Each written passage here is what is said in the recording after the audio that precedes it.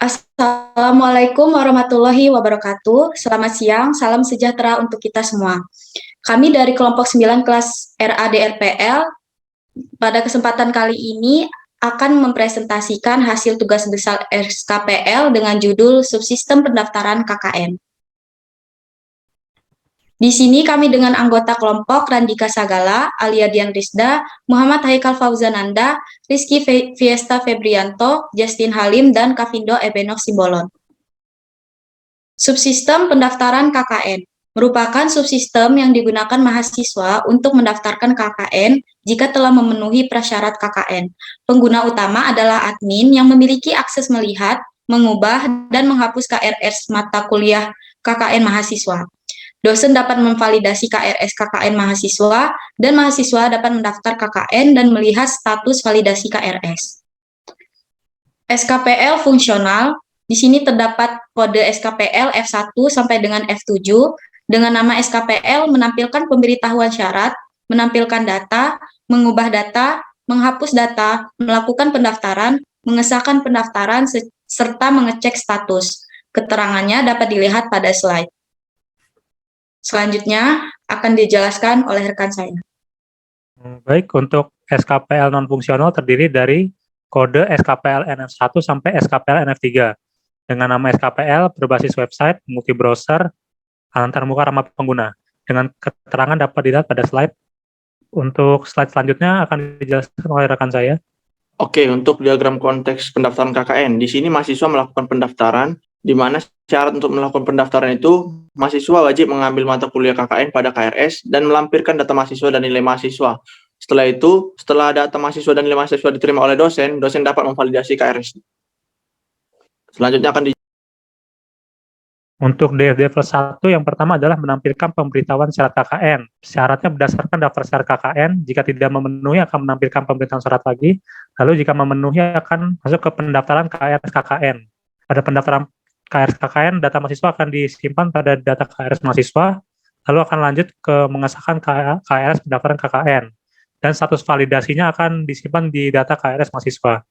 Lalu yang selanjutnya adalah menampilkan data KRS pendaftaran mahasiswa KKN. Lalu sistem akan menampilkan data mahasiswa, lalu yang selanjutnya mengubah data KRS pendaftaran mahasiswa KKN, data terbaru akan disimpan ke data KRS mahasiswa, lalu yang terakhir adalah menghapus data KRS pendaftaran mahasiswa KKN. Data yang ingin dihapus akan dicari di data KRS mahasiswa. Baik, selanjutnya akan dijelaskan oleh rekan saya. PSPEC ini terdapat dua bagian, yaitu PSPEC validasi mata kuliah. Yang pertama ini validasi mata kuliah, yang perlu diinput itu adalah mata kuliahnya, nama mahasiswa, lalu NIM mahasiswa, dan kode mata kuliahnya, dan outputnya akan keluar status validasinya. Dan lalu ada PSPEC data mahasiswanya. Yang pertama itu inputnya ada nama, ada NIM, dan semester. Lalu outputnya itu ada status mahasiswa dan program studinya. Selanjutnya akan dijelaskan oleh rekan saya. Selanjutnya untuk use case diagram terdapat beberapa aktor, yaitu admin, mahasiswa, dan dosen.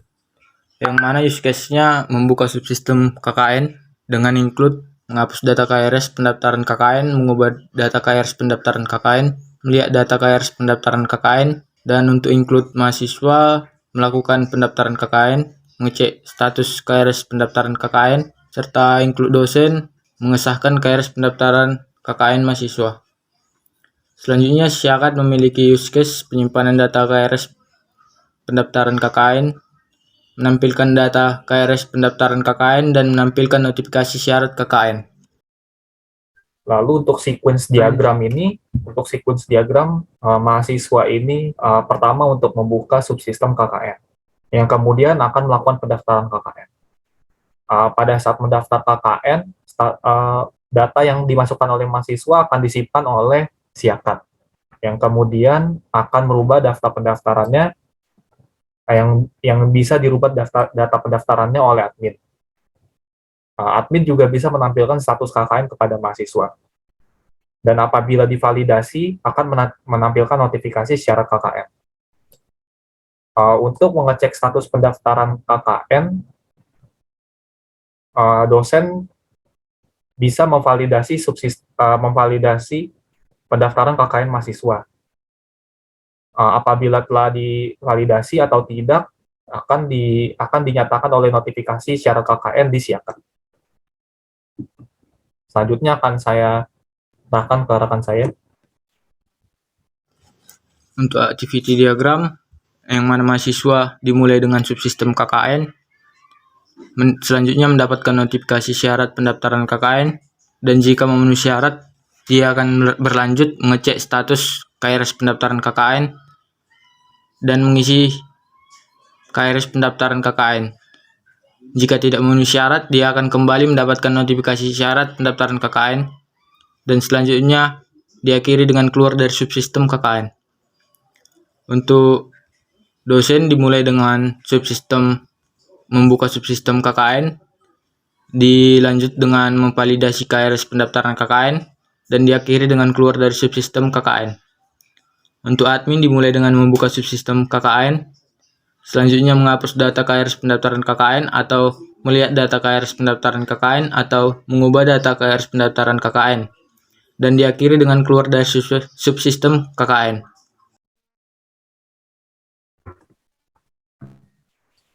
Oke, pada kelas diagram di sini terdapat 4 kelas, yaitu kelas mahasiswa, kelas dosen, kelas admin, dan kelas subsistem pendaftaran KKN.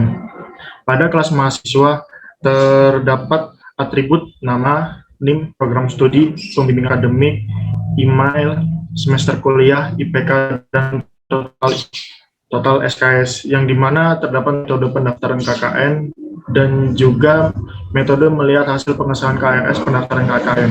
Kemudian pada kelas dosen terdapat atribut nama, NIM, program studi, perwalian akademik, dan juga email, di mana metodenya di sini terdapat pengesahan KRS pendaftaran KKN. Kemudian pada kelas admin terdapat atribut nama, NIM, dan juga email. Kemudian terdapat metode mengubah data KRS pendaftaran KKN, melihat data KRS pendaftaran KKN, dan menghapus data KRS pendaftaran KKN. Dari ketiga kelas tersebut akan berrelasi kepada subsistem pendaftaran KKN, yang dimana terdapat atribut nama, NIM, program studi, dan hasil pengesahan KRS pendaftaran KKN, yang dimana metodenya terdapat memberikan notifikasi pendaftaran KKN, memperlihatkan data KRS pendaftaran KKN, dan menyimpan perubahan data KRS pendaftaran KKN. Selanjutnya akan dijelaskan oleh rekan saya. Untuk tes case SKPL fungsional dengan ID skenario SKPL F1 sampai SKPL F7 dengan nama skenario menampilkan pemberitahuan syarat, memilih menu menampilkan data, memilih menu mengubah data, memilih menu menghapus data, memilih menu melakukan pendaftaran, memilih menu mengesahkan pendaftaran, dan memilih menu mengecek status dengan status halaman terakses valid dengan hasil tertera. Next. Selanjutnya akan dijelaskan oleh rekan saya.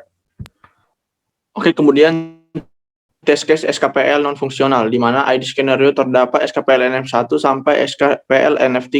Dengan nama skenario, subsistem berbasis web, subsistem dapat diakses secara multi-browser, subsistem memiliki antarmuka yang ramah pengguna, dan hasil dari ketiga SKPL tersebut adalah valid, dengan keterangan yang terdapat di layar. Next. Yang terakhir yaitu Oke, selanjutnya saya kesimpulan. kembalikan ke moderator. Baik, terima kasih. Yang terakhir yaitu kesimpulan.